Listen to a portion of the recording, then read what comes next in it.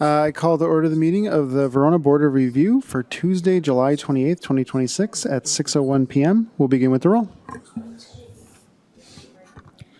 Alderperson Weiss. Here. Alderperson Lytle. Here. Mayor Diaz. Here.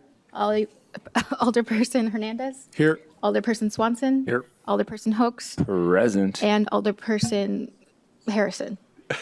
Here. Okay, we have quorum.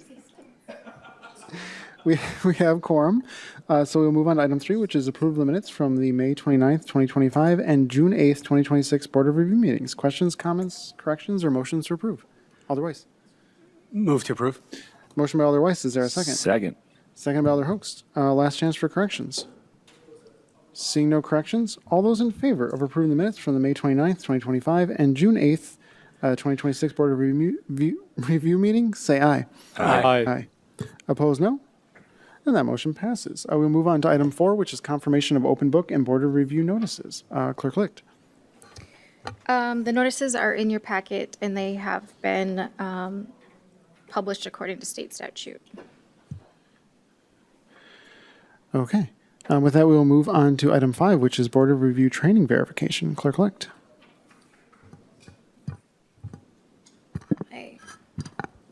Okay, the training affidavit was submitted to the Department of Revenue, and Alderperson Hernandez and myself have completed the Board of Review training for 2026. Excellent. With that, we'll move on to item 6, which is verification that the city has an ordinance for the confidentiality of income and expense information provided to the assessor under state law, Wisconsin statute 70.47, paren 7, paren AF. Clerk Licht. Yes, the city does have an ordinance that complies with Wisconsin state statutes, and a copy of the ordinance is also included in today's packet. Excellent. All right, we will move on to item 7, which is a receipt of the assessment roll and the assessor's affidavit by the clerk from the assessor. Clerk Licht. I have received the assessment roll from our assessor, Dean Peters. He is here today. I believe he is currently talking with a taxpayer right now. He did want to give a statement regarding the assessment roll before we moved on to the other agenda items. So if maybe we give him a minute here. Mr. Peters, you're up.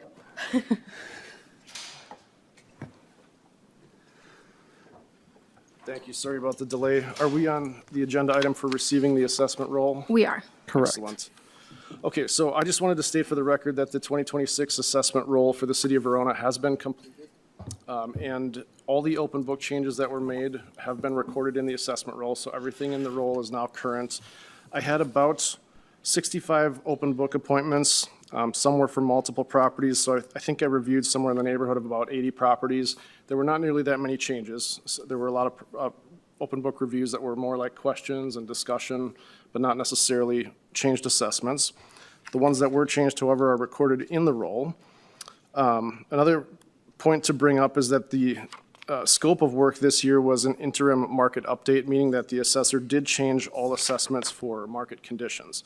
Last year, for example, we didn't do that. Last year, we just did a maintenance assessment. But every other year, we are updating for market conditions. And so the intent this year is to have all the assessments be at 100% market value. That means the estimated fair market value should be almost identical to the assessed value.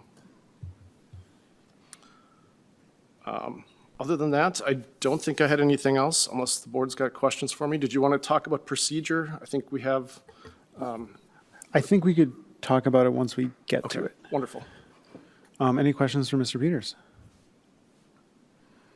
Okay. With that, we'll move on to item 8, which is verification of open book changes. Yep, as Clerk? the assessor stated, all of the open book changes have been incorporated into the assessment roll. Yes, Excellent. thank you.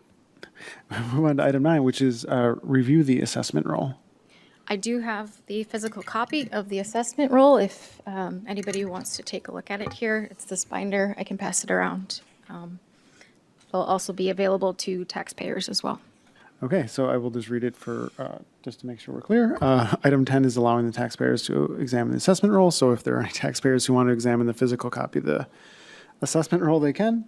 And with that, we will move on to item 11, which is objection hearings. I guess now then would be a good time to go over the process. Okay, I can certainly give an overview. So when we have hearings, the law says that property owners are supposed to provide 48 hours advance notice to the clerk of their intent to make an objection. From my discussion with Holly, there were a couple of properties that had made that 48-hour advance notice who ended up canceling or withdrawing their objection because I was able to work out a value with them that was agreeable to both of us. And then we do have, I believe, 2 property owners now who have asked to be heard without filing the 48 hours advance notice. When that situation happens, the board should have a mini hearing before they decide to have an actual hearing for the objection. And that initial mini hearing should be to determine whether or not that property owner has good cause for not filing the 48-hour notice. As a reminder, the 48-hour notice language is included in the clerk's posting. It's included in the notice of assessment on the front and the back and the insert that we sent.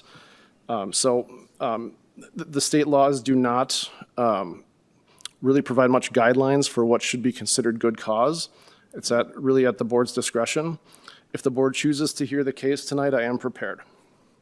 The second case just came in this morning, and I am less prepared for that one, but that person I believe is not here, but is requesting to be heard by telephone.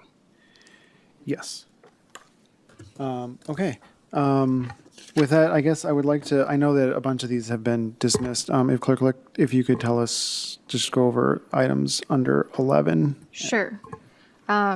So items number 11A, 11B, 11C, and 11D for properties located at 440 Hunters Cove Way, 433 Hunters Cove Way, 577 Harvest Moon Trail, and 104 North Main Street have all withdrawn their notice of objection. So the objector is not here tonight. They do not intend to object anymore.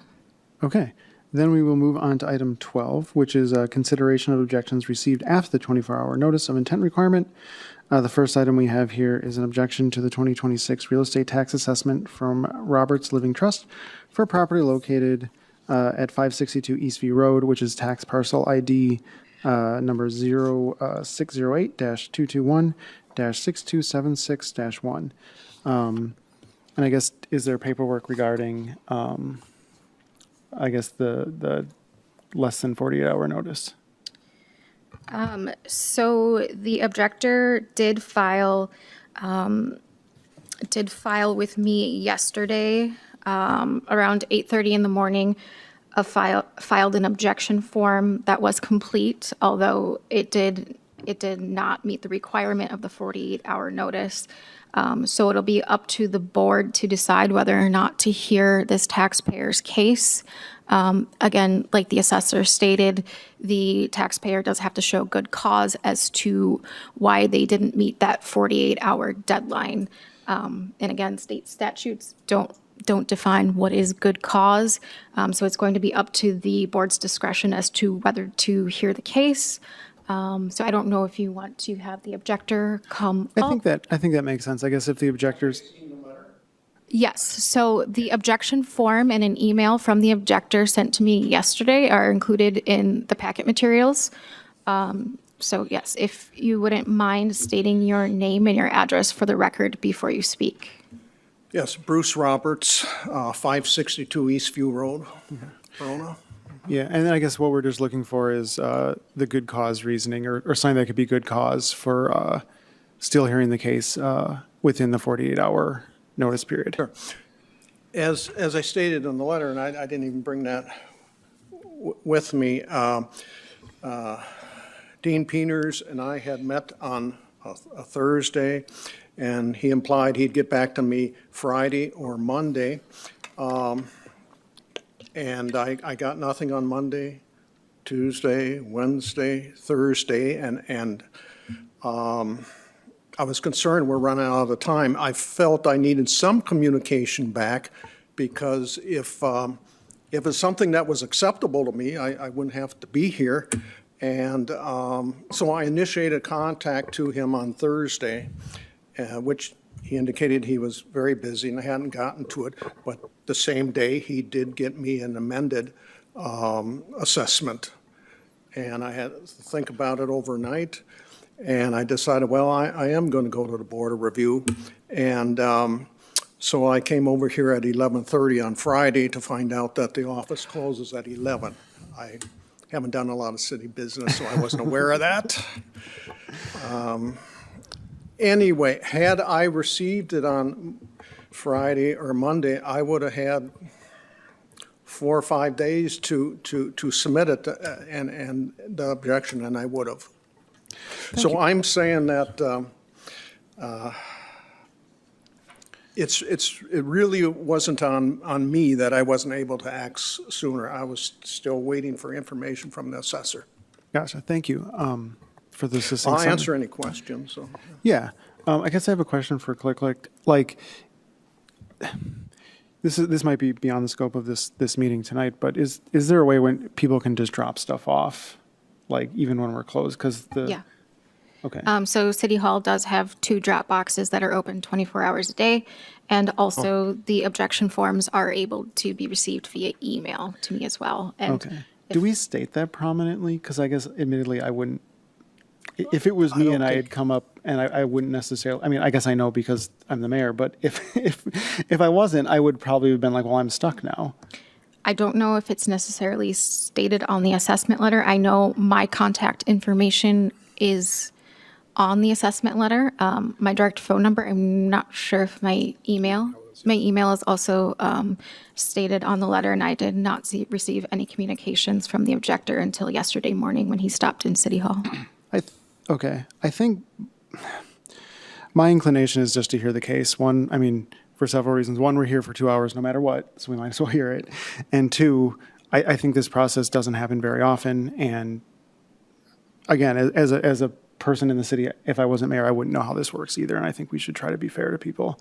So I would move then that we hear this case, even though it was received after the 48-hour notice of intent requirement. Second. Second by Alder Swanson. Is that? I don't know if we want to give the assessor a chance to speak on this or if he's okay moving on with a hearing. There is a motion before the body, so if anyone would like to ask Mr. Peters, feel free. Alder Harrison. Mr. Peters, is there anything you would like to say? Thank you. Basically, I can corroborate everything that Mr. Roberts said, that he was a walk-in appointment. He didn't have an appointment for the open book that day, but I did sit down with him, and I did expect to be able to get back to him within a day or two. I just ended up getting a lot of extra phone calls, emails, and some other things across my desk. So he didn't hear back from me until that day that he called on that, a week from the open book, which was a Thursday. And then I did provide him an amended assessment by email. He signed the form indicating that he accepted the assessment and didn't need further notification, and emailed that form back to me, and I do have a copy of that with me if you need to see it. Okay. And you said you're prepared for this as well? Just a follow-up Yes. question? Okay. Alder Hoeks. Just a question, how long from, so when did these go out? When did the assessments go out? I don't remember when I received mine. Like, how long do people have to kind of decide if they want to? Normally, we send the assessments out about 2 weeks before the open book, and the open book is about 2 weeks before the board of review. That's kind of the normal time frame. So there's about a little over a 30-day window in there altogether. Thank you, that makes sense. Typically, what I would expect from a property owner too is that if for some reason they haven't heard back from me, that they would still file for board of review, just saying, hey, I haven't heard from the assessor, and so therefore I want to object. But as a courtesy, I always try to get back to people when I tell them I'm going to, obviously.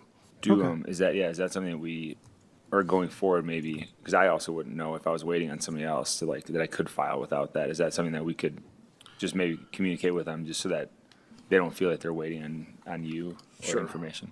Sure. I I think think we could probably do a better job of incorporating some of these ideas into the language that we send out, that the clerk can receive objections by email, that if a property owner hasn't heard from the assessor, they can still file for board of review, and they should in order to protect their appeal rights, things like that. Right. I appreciate it. Thank you. Okay. May I make a comment? No. Okay. Sorry. Any other questions or comments on this motion? Okay.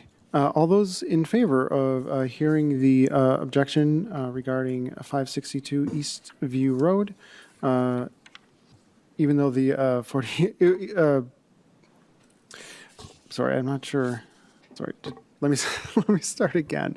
All those in favor of hearing the objection regarding 562 Eastview Road that was received within the 48-hour notice of intent requirement signify by saying aye. Aye. Aye. Opposed, no. Okay, and we will hear the objection then. So I'm going to go through this. The way it works is that the clerk will introduce the case for hearing. The clerk will then swear in all witnesses. I'm going to briefly outline the hearing procedure right now, though. So the person filing the objection will testify and present evidence first. The assessor may then ask the property owner or objector questions. The Board of Review members may also ask additional questions they have for the property owner or objector. Any other witnesses present in support of the property owner or objector will testify. And the assessor and the Board of Reviews may also ask the witnesses questions. The assessor will present his or her case in support of the assessment. The property owner slash objector may then ask the assessor questions. And of course, the Board of Review members may also ask additional questions they have for the assessor. Any other witnesses present in support of the assessor will also testify, and the witnesses can be questioned. Then the property owner or objector may respond to the assessor's testimony by presenting any other evidence. Board of Review members may also ask additional questions they have for the property owner or objector. The assessor may then, in turn, present any other evidence in support of the assessment, and the property owner, objector, and the Board of Review members may ask questions. After all evidence has been submitted under oath, the property owner or objector may make a brief summary of his or her case to the Board of Reviews.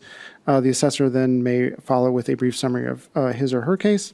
After each summary has been presented, the taking of testimony will be closed. The Board of Review will deliberate on the testimony in open session, either immediately following the testimony or at a later date to be announced. We're going to do it tonight. And that is essentially it. And then I guess, do you handle these ones or should I handle that?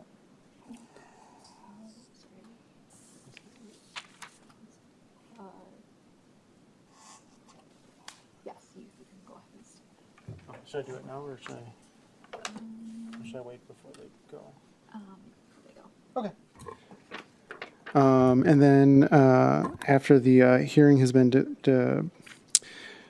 concluded, the Board of Reviews will discuss it and ultimately make a decision. So with that, we will go to number 2 in this process and ask the clerk to introduce the case for hearing.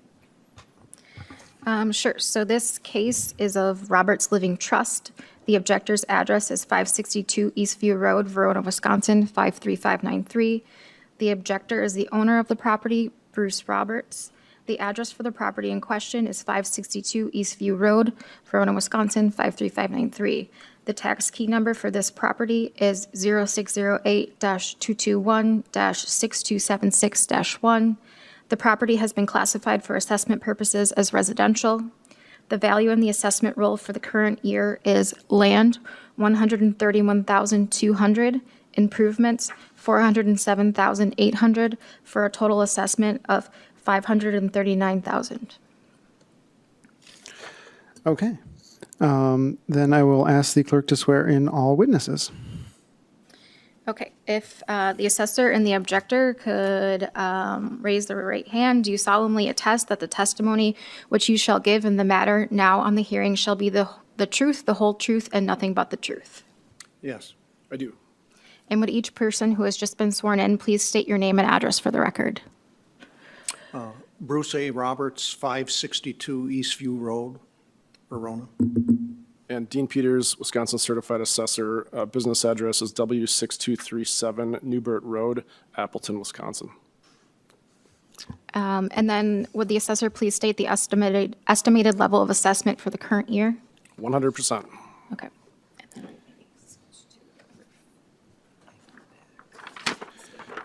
Five on the back. Okay. As required by the instructions, I'm going to make the following statement to the property owner objector before taking their testimony. The Board of Reviews wants you to understand that under state law, the Board of Review is required to uphold the assessor's valuation of your property as being correct unless you, by your testimony, can show the assessor's valuation to be incorrect. In other words, the burden of proof is upon you as the taxpayer. Do you understand? Yes. Excellent. Okay.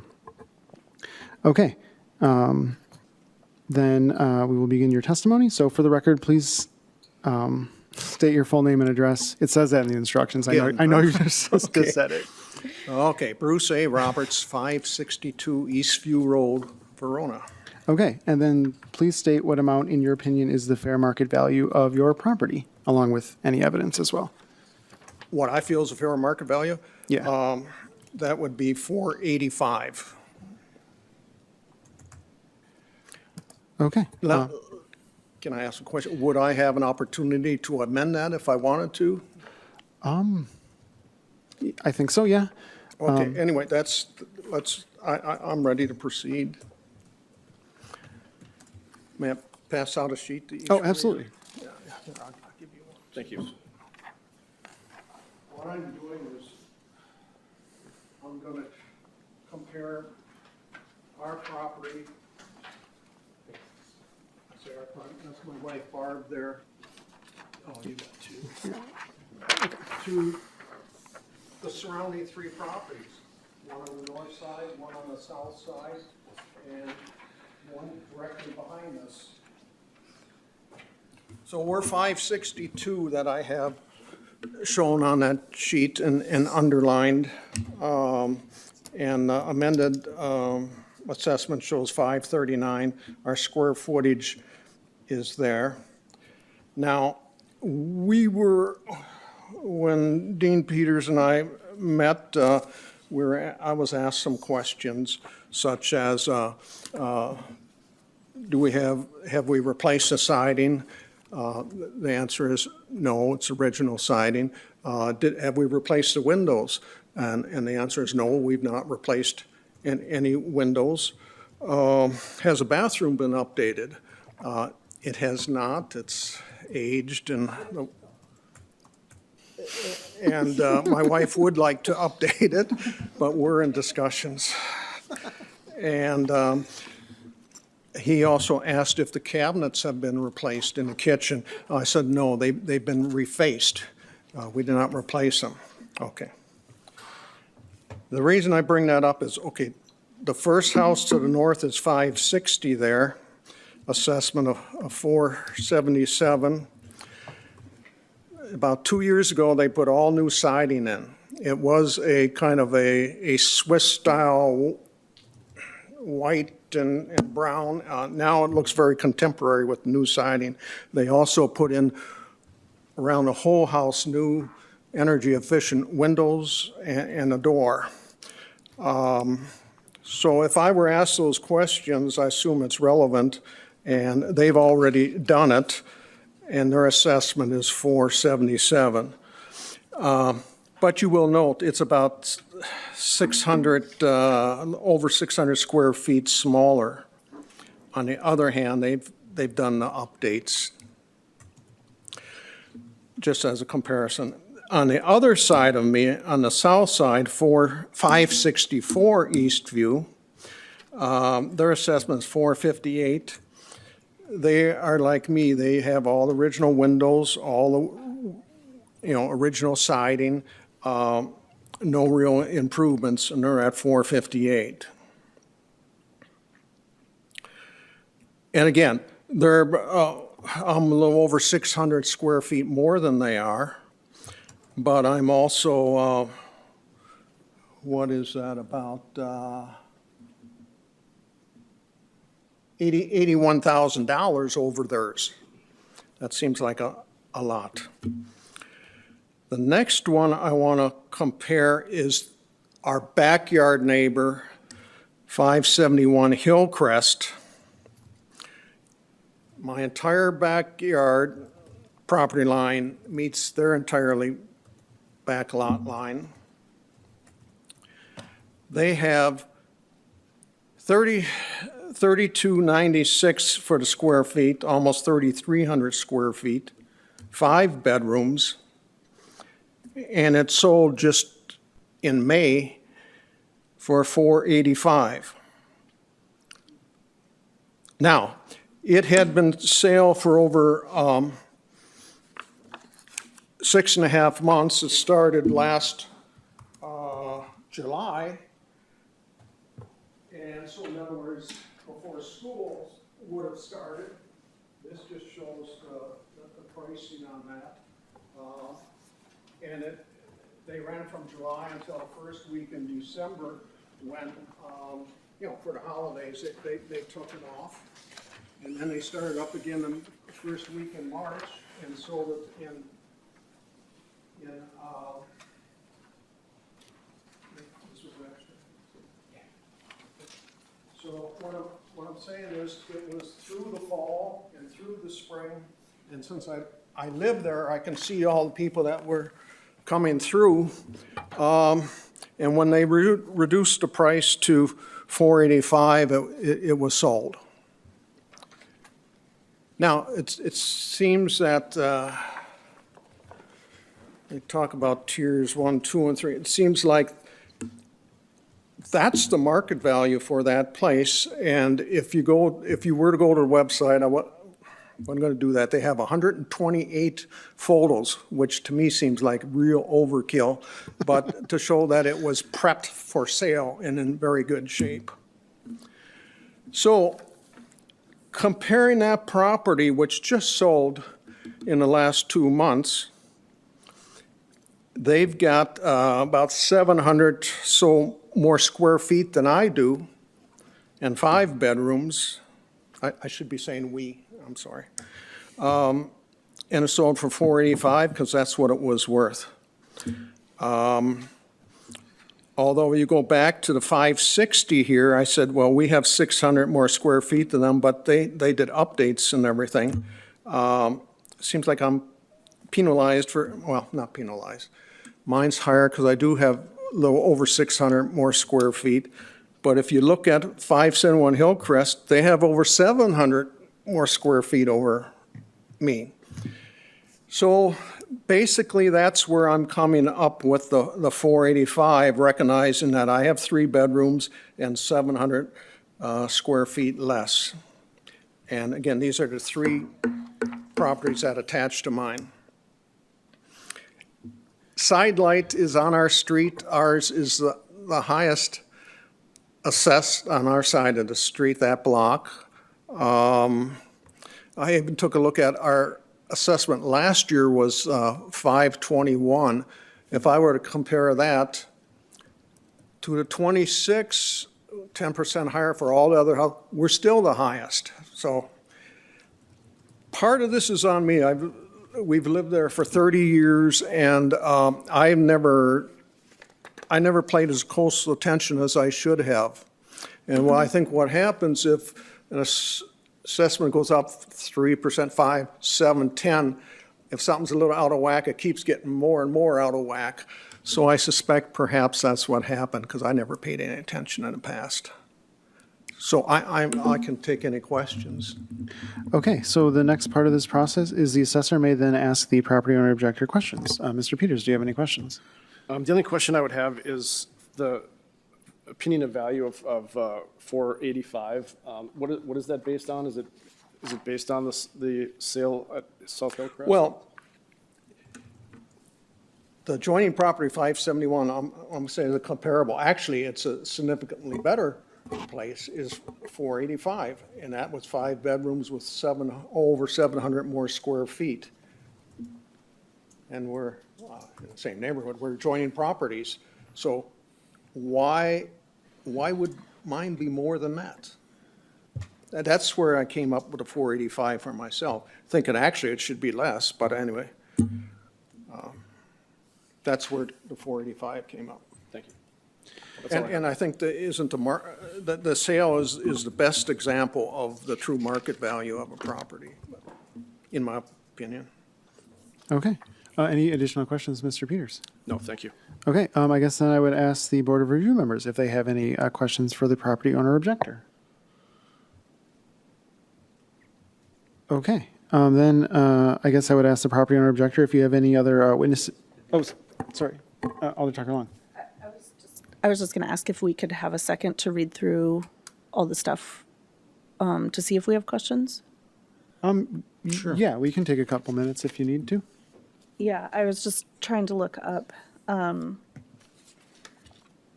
other sales data in the area and the difference between the 571 Hillcrest and 562 Eastview to see what the differences are in the property. Is that something the assessor can summarize for us, or? I guess Mr. Peters. Technically, the board should consider just the evidence and testimony presented and not try to find your own evidence. But Okay. absolutely, I will comment on that sale as well as provide additional sales data. Okay. So yeah, so then I don't need a couple of minutes to look through things. Okay. But I would like to hear the sales data for the house that We Mr. can ask the Peters is. assessor when, after he, Oh, okay. So this is not the time to ask us. Sorry. yeah. So I guess then, sorry, I'll wait. Does anyone else have any questions for the, okay. Okay, then I will ask the property owner objector if they have any other witnesses. Do you have any other witnesses to testify, or? Not that my wife is here.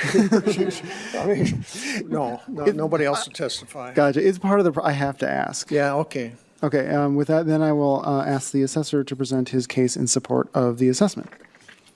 Thank you. I would like to pass out a packet for each of the board members, and I have a copy for the property owner as well. And then I'll go through all these items in the packet kind of one by one, and hopefully I'll address all your questions. If not, I'll accept questions at the end.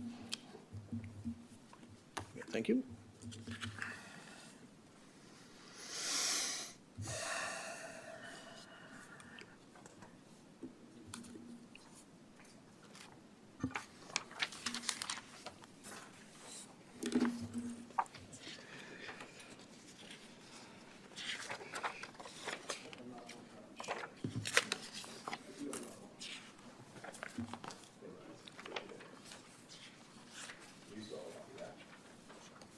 Sorry, what? I still have one, yes, thanks. All right, so I'd like to first go through the property records for the subject property that's being objected, and that would be the pages right underneath the cover page.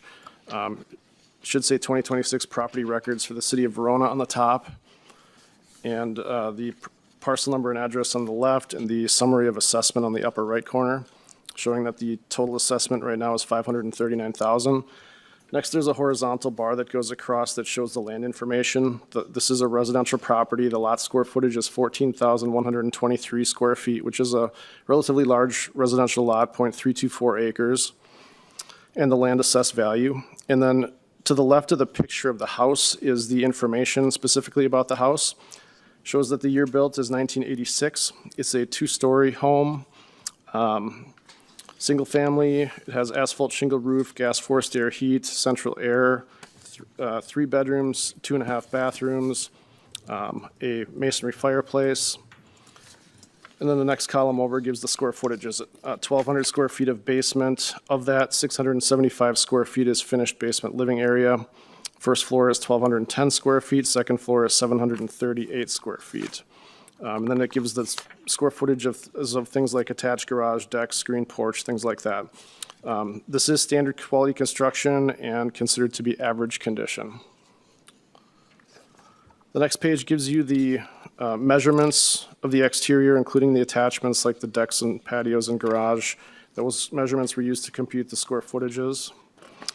The next page is building permit history and sale history. The last page is, or second last page, is a map showing the location of the lot within the subdivision, highlighted in blue.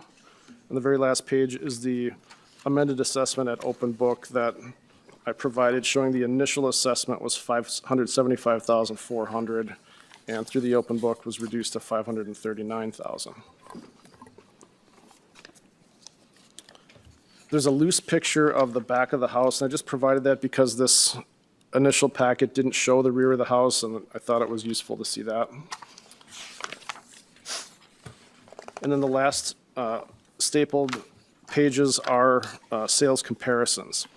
And let me talk a little bit, before I get into my sales comparisons, I'll just address the handout from the property owner and talk a little bit about that. So the property owner provided 560 Eastview, which was an assessment of $477,900. That was not a sale, so just want to be clear about that. And then 564 Eastview is also an assessment of $458,000. That was not a sale. And then 571 South Hillcrest was the larger home with the 5 bedrooms that sold for $485,000 in May of 2026. So I did not use that sale as a comparable, and I'll tell you why. Partly because it was in May of 2026, and technically we're doing these assessments as of January 1st. By state law, the assessments are January 1st. So what the state guidelines are for assessors is to use sales within 2 years of the date of assessment. So we would have used sales from calendar year 2025 and calendar year 2024. And in keeping with standard appraisal practices, we would apply time adjustments to those sales if they were older sales to account for the changes in market conditions over time. So when I get to presenting my sales, I assumed a 5% increase over calendar year 2024 and a 2% increase over calendar year 2025. The market had slowed somewhat in 2025. So if I use sales, for example, that were from 2024, I would have applied a time adjustment to the sale price to account for the increase in market conditions between the date of the sale and the date of the assessment being January 1st of 26. Hopefully you're following that, but if you're not clear on it, definitely ask me a question when we get to that point. The sale of 571 South Hillcrest, after this came to my attention, I did some research on it, and I ended up talking to the buyer, whose name is Mary. And this sale was actually a very low sale compared to other sale prices that I had found for this neighborhood and for similar homes. And I asked, what is it about this house that got the sale price down this far? I think the list price was $524,900 initially, and eventually it sold for $485,000. But even the $524,900 was a low price for that size of home. She basically said that all the windows are original and need replacing. Well, some had been replaced, but the trim doesn't match. Some is even within the same rooms. She said the floor plan is terrible and awkward, which was the biggest issue of the house. Explained that to get to one wing of the house, you have to go up a half a flight of stairs onto a landing and down another half a flight of stairs to get to the other side of the house. She said that in her view, that was the biggest reason why the house didn't sell, was the floor plan was really awkward. She said the bathroom in the master bedroom, if you sit down on the toilet, your knees are touching the door of the shower. So she listed all kinds of things that she didn't like about the house. Basically, she admitted they bought a house they didn't like. They just wanted to have one that backed up against the trail, the bike trail, and they were willing to buy a house they didn't like because that's what they wanted more than anything else. She said some rooms were dated, some were updated, but ultimately, it just wasn't a desirable home for a number of reasons. So I guess that makes sense to me if it's got an awkward layout and things, that even if it is cosmetically nice, that there could be a reason why that house is an anomaly and sold for lower. And when we run into a really anomalous house like that, I hesitate to use it as a comparable for homes that I consider to be more typical. When I went to looking for actual comparable sales within the same neighborhood, I found that most of the sales data had happened in 2024. So I've provided 5 comparable sales on this handout here that were, I believe one of them was in 2025. No, actually they were all in 2024. I'll take that back. They're all in 2024. And if you look at the way this is laid out, the subject property is the small photo in the first column, and that's the information on Mr. Roberts' house. If you're looking for square footage, it's about halfway down under a line that goes across. This is above grade area. That'll give you at least the above grade square footage for the house. And the below grade area, unfortunately, that's not finished area. That's just actual basement area. The finished basement is on another line down on the next page. But then as you get to each of the comparisons, it gives you the date of the sale and the sale price, and of course the address and parcel number for those homes. They're all in the same neighborhood. The ages of these homes are 1975, 1986, 1985, 1977, 1989 are the 5-year builds. So they're, all within a reasonably comparable age. They've all got 2-car garages, reasonably similar square footage, not been extensively remodeled. And we do try to account for condition and quality of construction. For example, comparison number 1 has a little bit higher quality grade rating. It's a C+ rating. if you notice that, as opposed to a C, which is standard construction. So there's a negative adjustment on that sale to account for the difference in the quality of construction. The time adjustments are listed. Ultimately, after comparing with these 5 sales, if you look in the upper right-hand corner, the indication of the comparable market value was $565,100. I had agreed to a lower value than that at open book because we discussed, the need for some immediate repairs on the house. And I wanted to also give the benefit of the doubt with the date of some of these sales being in 2024, that if someone were not to, for example, not to agree with my time adjustments and just want to go off actual sale prices and not time adjusted prices, that we would still be able to support the assessed value with, unadjusted sale prices. So that was part of the rationale for my reducing it to 539, which is actually below the sales value indicated. I thought that was a fair assessment, and I still do. And I guess this is essentially what I wanted to present, but if there's anything that I've said that you're not understanding, for example, I'd invite questions. Okay. Can I ask a question? Yes, absolutely. The property owner objector may then ask. the assessor. Clarification on this, that first block where it says gross adjustments, like it says 30%, 27, 29.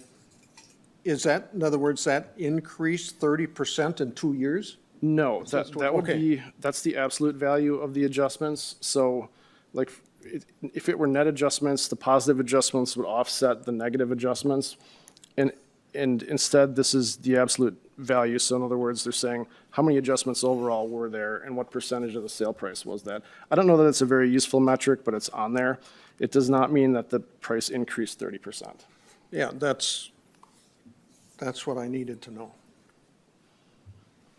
Any other additional questions for the assessor? Okay, then I would ask the Board of Review, Alder Lytle. Yeah, just a couple things. I noticed that the rows that are associated with comparison 1, 2, and 3 are slightly different than the rows for comparison 4 and 5. Particularly, I was curious if you could explain the composite rating that were assigned to comparison 4 and 5. Okay, so I had intended to remove the composite rating because I don't understand what it is. It comes from my software, Okay. and I don't know what it is. So Honest man. I don't use it for anything, and I don't know. Okay, thank you. Other questions from the Board of Review? And just to clarify, I think the objector provided a estimated square footage of 2,623 square feet. Is that, I wasn't able to do the math quick enough. Is that kind of a summary of above grade and finished basement? Yes, so Or- if you look on the subject property line, you'll see above grade area says 1,948 square feet. Do you see that about halfway down the first page? Yes. Then if you flip to the second page, there's a line, the second line says FBLA. That's an abbreviation for finished basement living area. And that's your additional 675 square feet of finished space. And so that math in terms of total finished space matches what the objector provided? Right. Okay, It does, That 2623. Kind of livable area, they sometimes use a term. thank you. I didn't mean to be so lazy to not do it myself, but I wanted to confirm that those aligned. No problem, thank you. Other questions for the assessor from the Board of Review?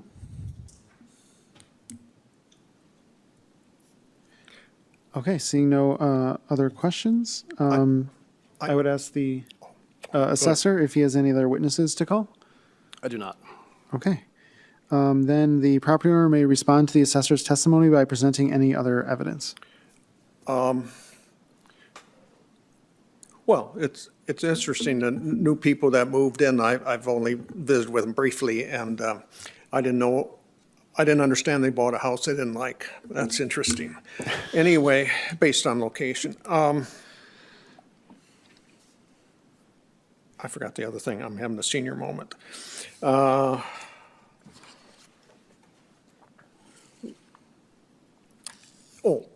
So is this a negotiated thing we can do? now, or can I change? Can I amend my 485 up? I don't know the process, is what I'm saying. I'm not sure. I don't know if this is, I don't know if there's anything prohibits amending. I've not seen anything in I don't statutes see that say anything you that can't amend it. prohibits. Mr. Peters, do you have any? In my experience, if the property owner wants to change their mind about what they think the value is, then that can be part of their testimony. Okay, so I guess go ahead. Okay. Let me pause for a second.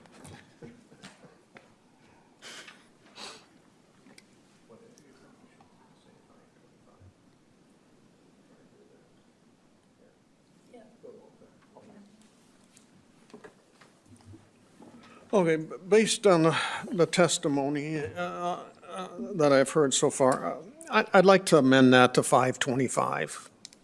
We would like to amend that to 525, do away with that 485. And that's my testimony. Okay. Then I guess I would ask Board of Review members if they have any additional questions for the property owner objector. Correct. What was your property assessment last year? 521. 521. Okay, thank you. Other questions for the objector? Okay, then we will go to the assessor may present any other evidence in support of the assessment. Mr. Peters. I think I've presented all the materials that I'd like to present. I've got 5 sale comparisons here, some commentary on what the property owner presented. And just to reiterate, I do think that $539,000 is a fair valuation. Okay, so the property owner slash objector may ask any other questions if they have any. No, sir. Okay, does the Board of Review have any more questions for the assessor? Alder Tucker Long. So, in this neighborhood, do you know, like, what the average increase was just from last year to this year? Is there like an average number? Or? I didn't calculate averages for one neighborhood at a time. Okay. I mean, it's possible probably to calculate that It's okay. information. If you have one for the city, The city as a whole, residential property went up 13%. The average with combined residential and commercial was 11%. okay. Thank you. Any other questions for the assessor? Okay. After all the evidence has been submitted under oath, the property owner slash objector may then provide a brief summary of his case to the Board of Reviews. So if you want to provide a brief summary? I'm sorry? If you want to provide a brief summary of your case, you don't have to. No, I think I've said everything I want to say, and I think you can make your decision on that. Okay, then the assessor may follow with a brief summary of his case. I'll skip on that as well. Thank you. Okay. Okay. That closes the testimony. The Board of Review will now deliberate on the testimony in open session.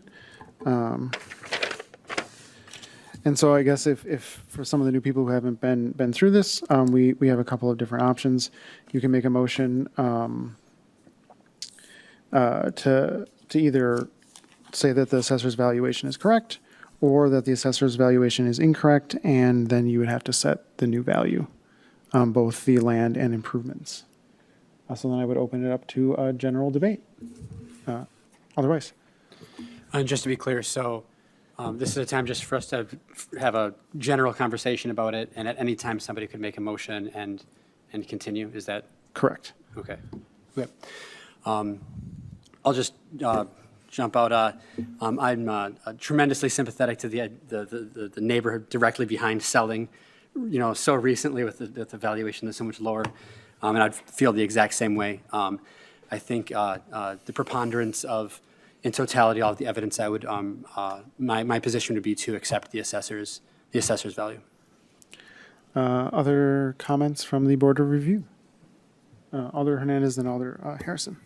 I second that thought. I think even the initial assessment was fair, so with the amended assessment, I think that's a fair compromise.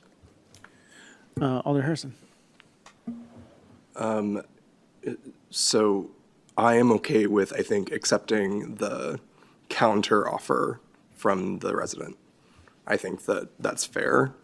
It's still an increase from last year's value, but I don't really know what like consequences that has. What are the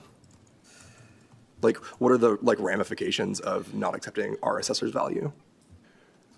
I mean, I think it depends on what, I guess, tax values get collected from the property owner and their share of the overall tax bill. I guess I don't know as far as if it means anything else at the community at large. I don't actually know. I would actually ask Mr. Peters if it, I can't speak during deliberations. okay, that's right. I guess from past experience, sometimes the cities overturn the assessor value and sometimes we've agreed with it. I haven't really noticed an effect since a lot of the stuff is just individual case by case. And frankly, we don't get a lot of people objecting. Then frankly, I don't have a strong reason for it, but I do find it fair to accept the proposal. I think that is a decent compromise. Other thoughts? Alder Tucker Long. So I definitely, I definitely always like to try to find a good compromise that everyone is happy with.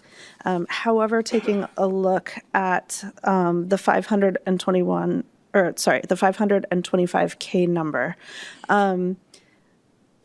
if looking at the city as a whole, which I know doesn't mean every house went up this much, but if the city average as a whole for residential is 13% increase, the amount being proposed is a 0.7% increase, which just based on everything we know about the city, seems exceptionally low, without something happening to the property, I guess. So I guess I feel that 525K is not representative of the amount of increase in property values that our city has gone through since last year. And I'm fine with it not being the full 13%, but 0.7% seems way too low to me to be reasonable. Other thoughts or motions on this one? Alder Hoeks. Yeah, if I'm doing math on like the assessed value divided by square footage, I mean, it's already pretty low at the 539. So I think that, I mean, I would, looking at the comparable, 5 houses we have, I think that 539 seems to be pretty reasonable to me. Going down, I don't think, to 525 just seems like not a lot of increase when other folks have had a pretty significant increase in their taxes. So I would tend to lean towards our expert assessor. Thank you. Other thoughts or motions? Alder Lado. Thank you. I'll just chime in and thank you folks for coming tonight. I don't imagine it's the way you were looking forward to spending your evening. I think it's very helpful for us as elected officials to get this perspective, and I think you raised some very good points. For me personally, I'm pleased that the original assessment of 575 was revised down to 539,000. I'm less focused on the percentage increase compared to some of the neighbors, because I think you stated correctly that this has been going on for a while, and it kind of reached the point where you felt like it was getting out of whack with some of your neighboring properties. Not being the expert in this particular topic area, I am in support of the revised assessment that the city assessor provided of 539,000. Other questions, comments, or motions on this item? Alder Swanson. I guess that leaves it to me to speak because I'm the last one. Looking at the numbers, like on one hand, 521 up to 530, that's $18,000, right? That feels like a lot, but I mean, the math is that's 2.5%. And though especially with the house behind selling at only 485, like, being stuck at the mid 500,000s, yeah, that feels like a real kick. But at the same time, compared to, what you'd be looking at if it were the full 11% or 13%, like I would encourage you to look at this as a good deal, because that's what the numbers say it is. I'm inclined to go with the assessor's amended suggestion of 539. Other questions, comments, or motions on this item? What's the appropriate wording of a motion to accept the is- assessor's judgment? It is on page 17. I can, actually, I got it. I'll just make it because I've got it. I don't think you do. Oh, okay. Okay, kind of hearing the will of the body. I make a motion to exercise the Board of Review's judgment and discretion pursuant to Wisconsin Statute 70.47, paren 9, paren A, by majority and roll call vote hereby determine that the assessor's valuation is correct, which would be 539. If Clerk Lick would read the roll. Do we need a second? Oh, is there a second? Second. Second by Alder Host. If Clerk Lick would do the roll. Can I ask a question quick? It's about the motion. Sure. Okay, so when you say that the assessor's valuation is correct, this is referring to the updated one of 539? Correct. Clerk Lick would do the roll. Alderperson Weiss, Aye. Alderperson Lytle, Aye. Alderperson Tucker Long, Aye. Mayor Diaz, Aye. Alderperson Hernandez. Aye. Alderperson Swanson, Aye. Alderperson Hoaxed, Aye. Alderperson Harrison, No. and I vote aye as well. Okay, so the valuation of $539,000 is upheld. Thank you for being here. Okay. And I do have a determination of. I can't hear you.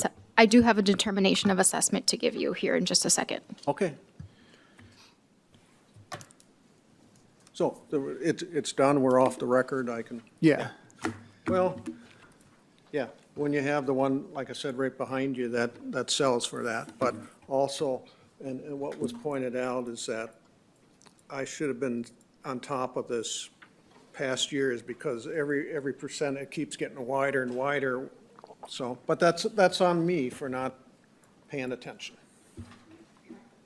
Okay, so am I supposed to do something with that, or assign them, nothing? That's mine. information, and if you wish to appeal, there's information on how to appeal Okay, very good, okay.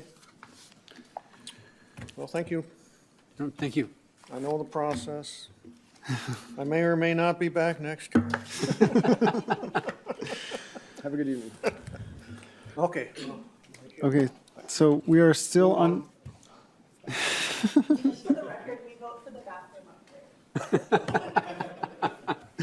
So we are still under item 12, which is consideration of objections. My understanding is we've received one objection this morning. Clerk Licht.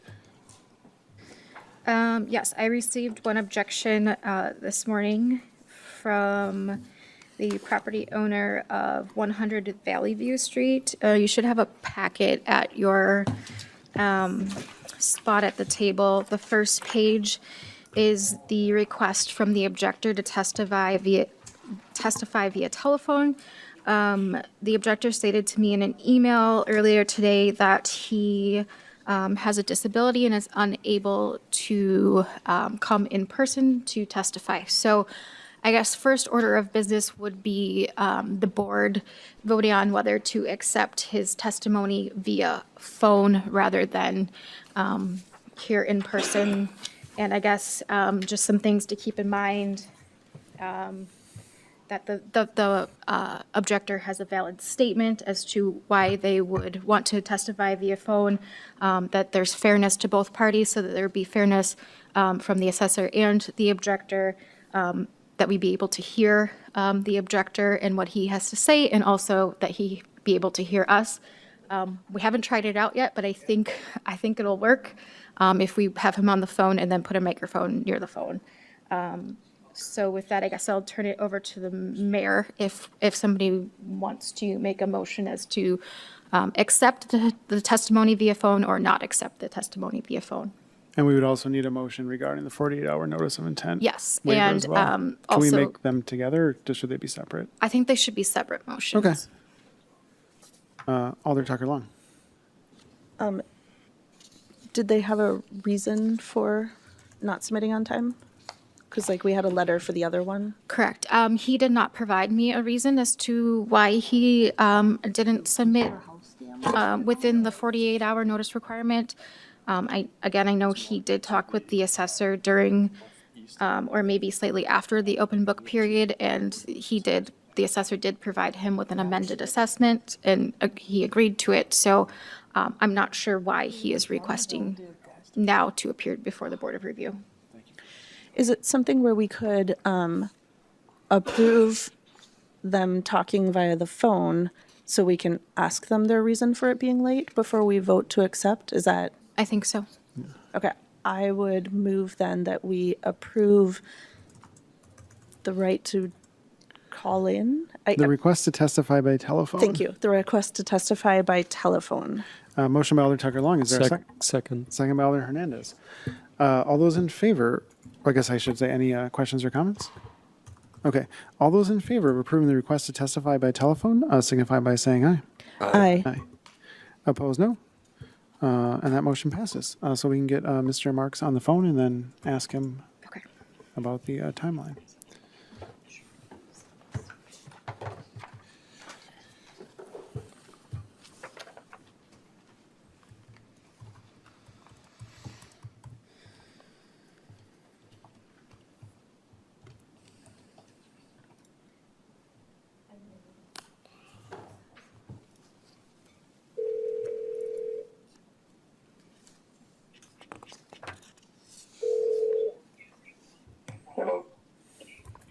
Hi, is this Mr. Marks?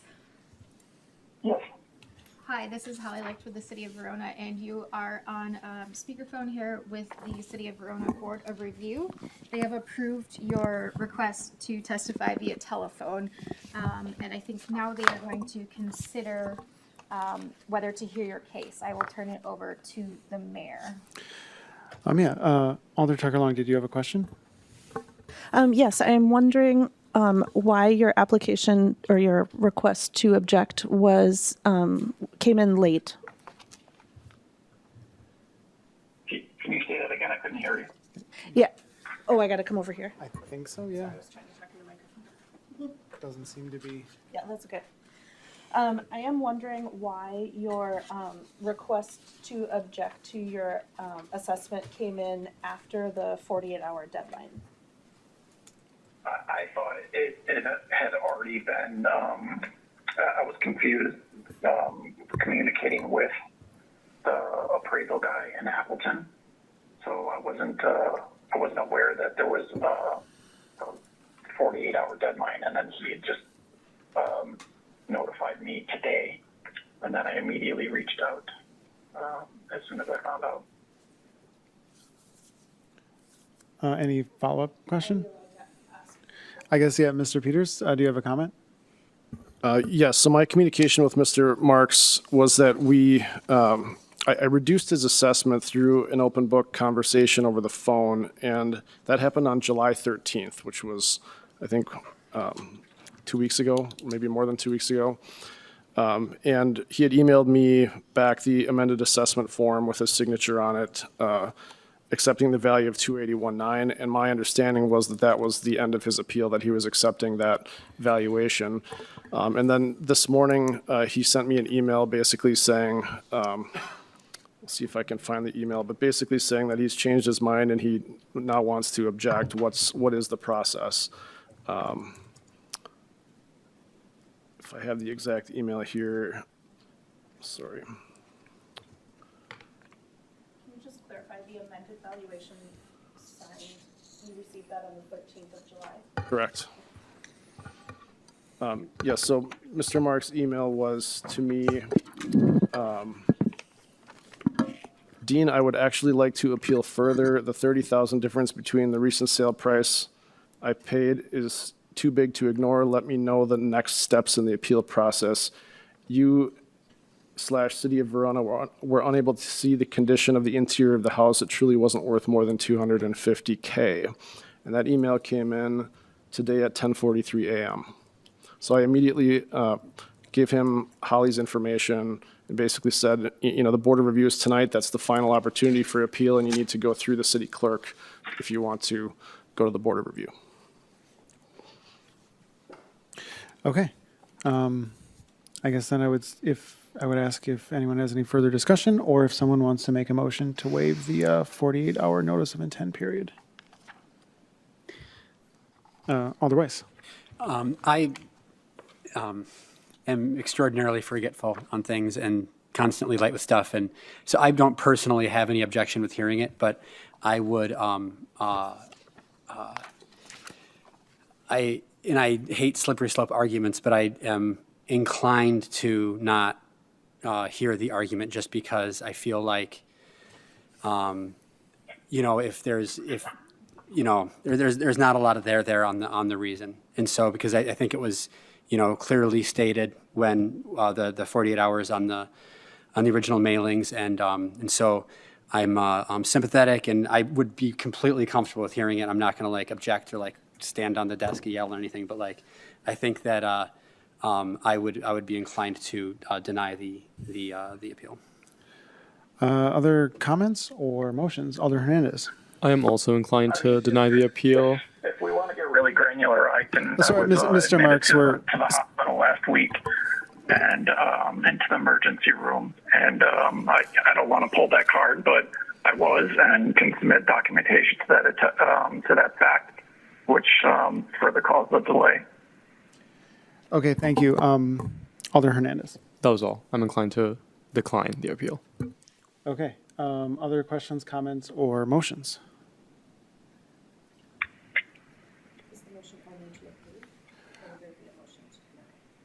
I guess I don't know. I guess if there isn't a motion to waive the intent, I guess we can't hear it, although it might be clearer to have a motion to deny, just if that's what people want to do. I think it's clearer if we just have a motion either way. And we can just get a vote on record.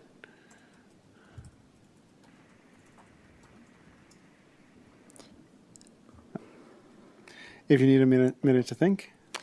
I'd like to ask the objector, what dates were you in the hospital? Mr. Marks, did you hear that question? No, I did not. Oh. 1 second. What are the dates you were in the hospital? It was Wednesday, Thursday last week. Okay. In that case, As I mentioned before, I suffer from a disability in my email correspondence to you. Alder Tucker Long? Yeah. In that regards, I would like to make a motion to deny the request to waive the 48-hour period. Okay. Does that work? I think so. Okay, so a motion from Alder Tucker Long to deny the 48-hour notice of intent waiver. Second. Seconded by Alder Weiss. Motion before the body. Questions or comments on the motion to deny the waiver for the 48-hour notice of intent requirement? Other questions or comments on the motion? Alder Tucker Long. I just want to clarify why I'm making this motion, and the reason for that is because the amended amount, the amended valuation was agreed upon and signed and delivered on the 13th. I totally sympathize with how much hospital visits can disrupt everything, but if the hospital stay was just Wednesday to Thursday of last week, I get it, that sucks, but there was a lot of other time in that period when things could have been handled within the time period. And since there was no other indication that the signed valuation wasn't agreeable, that's why I think that we should stick with the the requirements. Okay, Mr. Peters made it clear to me that I could still appeal it, which is why I am doing that, even though he sent me the revised valuation. And since we're here on the phone and already discussing this, I'm not sure why a request to review this would be denied. We're all here right now. Can we not review the situation? I submitted all the documentation necessary, the contract, the purchase price, everything. ultimately, Mr. Marks, ultimately, yeah, this will be just a decision that the Board of Review makes. So I guess I would ask any other Board of Review members, I guess if they have any questions or comments on the motion. Okay, I guess if Clerk Lick would read the roll on this one?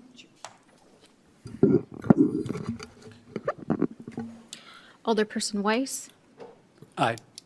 Alderperson Lytle, Aye. Alderperson Tucker Long, Aye. Mayor Diaz, No. Alderperson Hernandez, Aye. Alderperson Swanson, Aye. Alderperson Hoax, Aye. Alderperson Harrison, Aye. and I vote aye as well. Okay, so the motion for the waiver is denied. And that thus concludes the topic. Yeah. So, I'm sorry, Clerk Licht? So, Mr. Marks, the Board of Review denied your waiver because you did not meet the 48-hour notice requirement, so they will not be hearing your case tonight. I can provide you with written notice of the Board of Review's decision. What place? How do I appeal?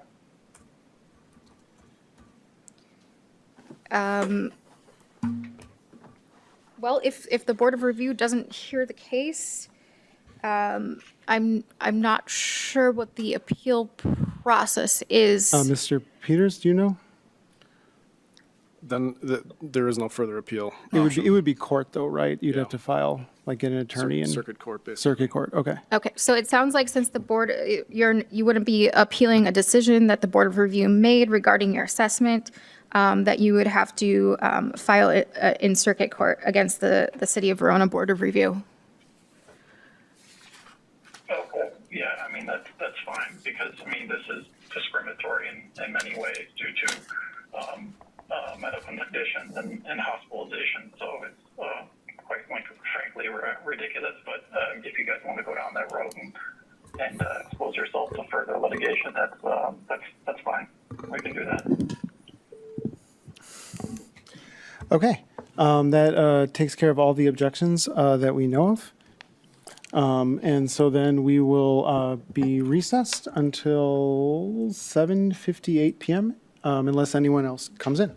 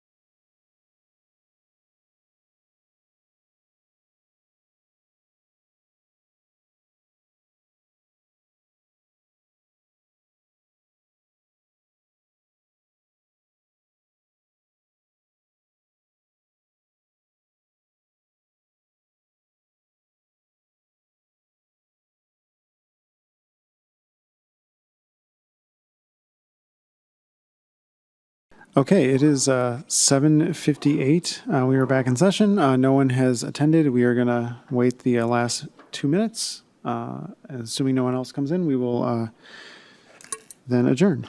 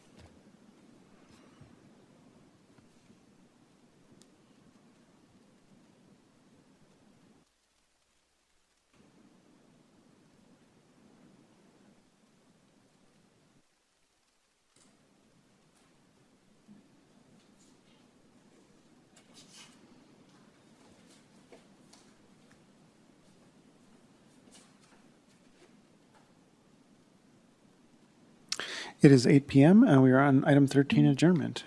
So moved. Motion to adjourn by Alder Hoax. Is there a second? Second. Second by Alder Weiss. All those in favor of adjournment, say aye. Aye. Opposed, no. And we are adjourned at 8 p.m. I'm sorry, did we convene this meeting at 6:01? No, we started. I have it at 6 o'clock. 6, okay. Okay, excellent. Never mind, just want to be clear. It is 8 p.m. and the meeting is adjourned. Thank you, everyone.